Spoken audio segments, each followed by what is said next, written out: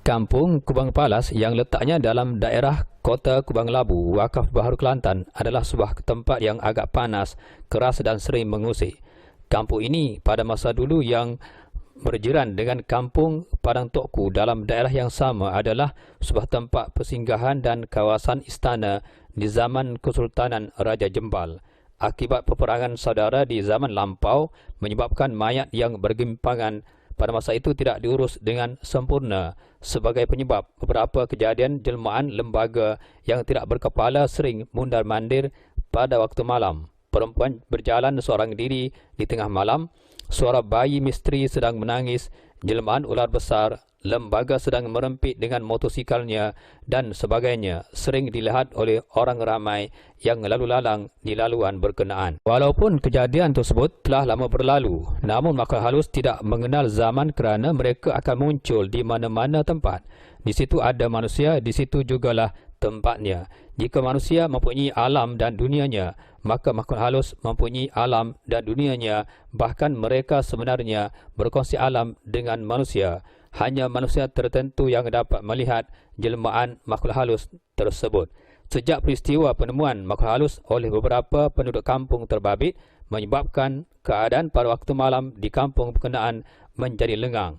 Penduduk di kawasan terbabit tidak lagi betah untuk berjalan malam, apatah lagi jika sampai waktu pagi, kerana jelmaan makhluk halus sering muncul di waktu-waktu berkenaan di kampung tersebut.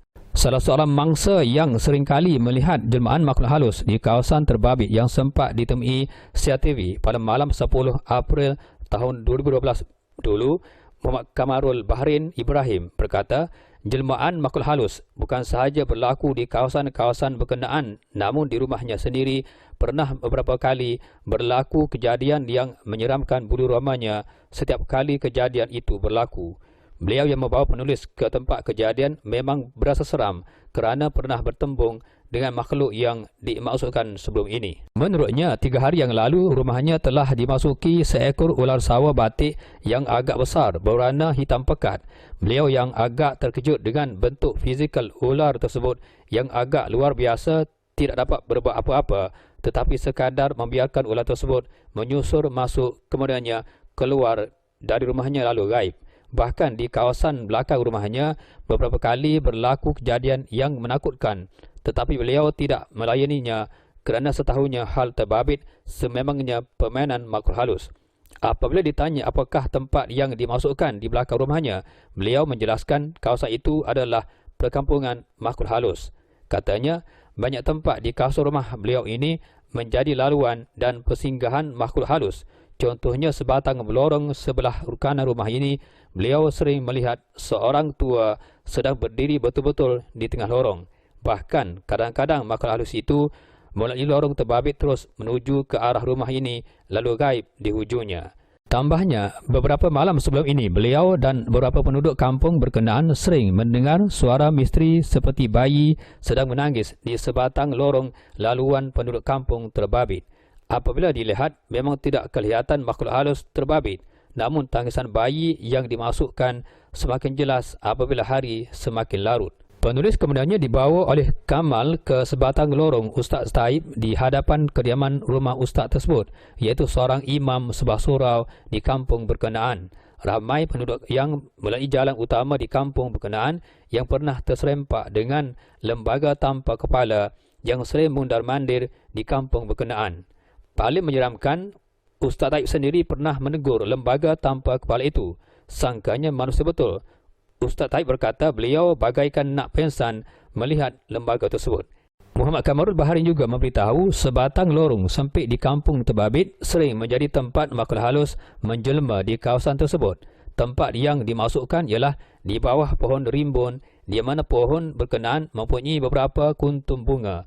Kejadian penduduk yang terserempak dengan lembaga yang sedang berdiri di tepi lorong itu bukan perkara baharu sejak dulu, tetapi turut dialami oleh beberapa penduduk di kampung terbabit.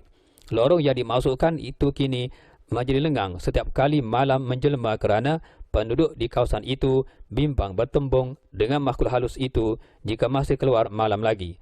Selepas itu, penulis ditunjukkan oleh Muhammad Kamarul Bahrin tentang sebatang lorong masuk ke arah pohon-pohon kelapa yang menyeramkan. salah seorang mangsa Arifin Awang iaitu seorang jurutera JKR pernah diusik di kawasan itu. Penulis kemudiannya dibawa ke sebuah kubur pauh ganja yang terdapat di kampung Kubang Palas itu.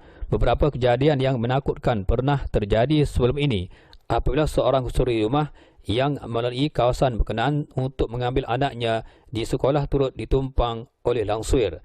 Bahkan kejadian terbaru minggu lalu apabila salah seorang mangsa yang baru pulang pada jam 12 malam tiba-tiba tekaknya berasa haus. Melihat ada penjaja air di tepi laluan itu pada waktu berkenaan, beliau memberhentikan kenderaannya lalu membeli sebungkus air batu. Tetapi dengan tiba-tiba air tersebut berderai seperti air sawah yang kotor dan penjual tersebut juga terus gaib. Malahan menurut Muhammad Kamarul Bahrin bahawa satu kejadian nahas ngeri pernah berlaku di sebatang selekoh masuk ke kampung Kubang Palas itu. Dalam kejadian nahas itu, penunggang motosikal terbabit menemui ajalnya di tempat kejadian. Sejak itu, kejadian jelmaan makhluk yang menyerupai penunggang motosikal terbabit amat menakutkan.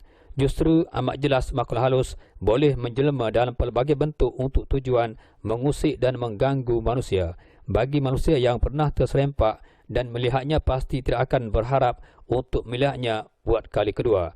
Jadi, kejadian gangguan semakin menjadi di kampung Kubang Palas dan siapakah lagi mangsanya selepas ini.